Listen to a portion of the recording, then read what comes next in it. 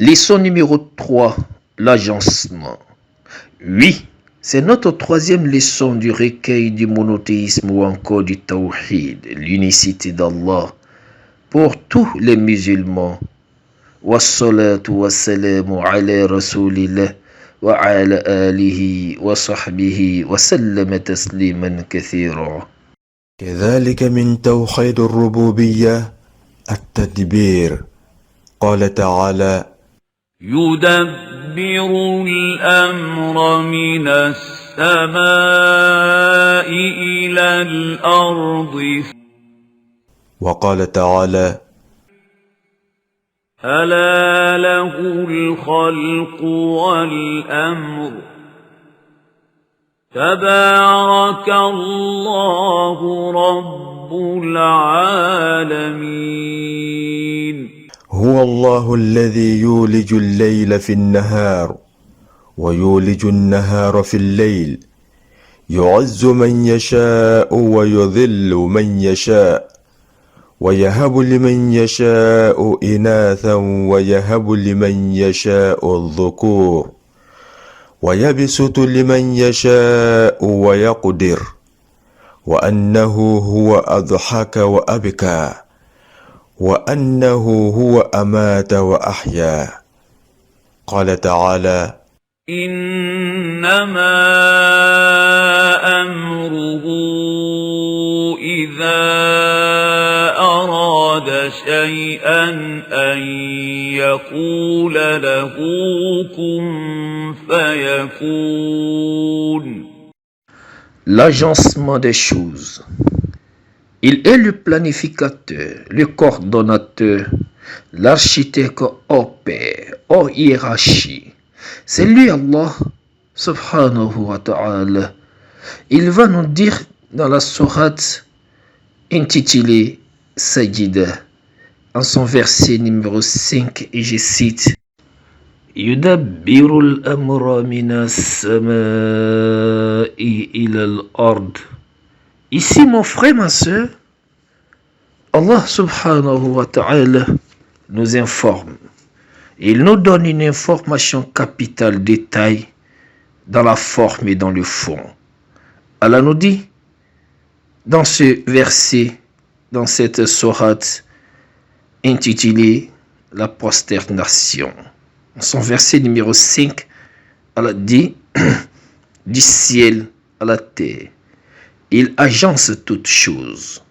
Mon frère, ma soeur, une confirmation de ce qui a été dit précédemment, c'est lui qui agence toutes choses. Allah nous le confirme dans ce verset. Et il va continuer dans un autre verset. Allah va nous dire, et je cite: Allahu al-khaliqu wal-amru tabarakallahu rabbul alamin. Dans cette partie du Saint-Coran, précisément la sourate, ici, la sourate Al-A'raf, en son verset 54, Allah nous dit, et je cite encore une fois, n'est-ce pas que c'est lui, le Créateur, ou encore la création et le commandement, toute gloire à Allah, Seigneur de l'univers. Encore une fois, Allah nous rappelle, mon frère, ma soeur, n'est-ce pas que c'est à lui, Allah, la création et le commandement, toute gloire à Allah, Seigneur de l'univers. Mon frère, ma soeur, ici, nous sommes à une partie, oui encore, je dirais, dans un moment important du Tawhid. C'est lui, Allah, subhanahu wa ta'ala, qui a fait sortir la nuit du jour et fait sortir le jour de la nuit.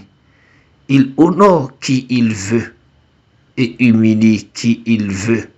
Il souffle à qui veut une fille et souffle à qui il veut un garçon. Il étend ses bienfaits à qui il veut et détermine tout par une mesure. En vérité, c'est lui qui fait rire et fait pleurer. Il donne la vie et la mort, etc. Mon frère, ma soeur, Allah subhanahu wa ta'ala nous le dit encore une autre confirmation dans le Saint-Coran.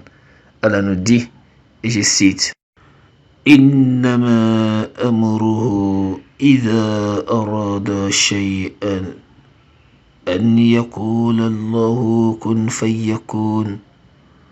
Sourate Yassine, en son verset 88.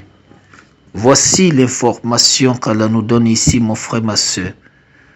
Quand il veut une chose, son commandement consiste à dire « Sois » et il est. Allah est le digne des louanges et des confiances. Et il est le digne d'être adoré. Le seul qui mérite l'adoration est Allah. Mon frère, ma soeur, pourquoi laisser Allah et adorer des sujets d'Allah ou encore des créatures d'Allah ou encore des choses inutiles qui n'ont aucun pouvoir, aucune force? Adorons notre Seigneur, car c'est lui l'architecte, le meilleur des architectes. C'est lui le planificateur. C'est lui, par son ordre, toute chose bouge, s'arrête et disparaît.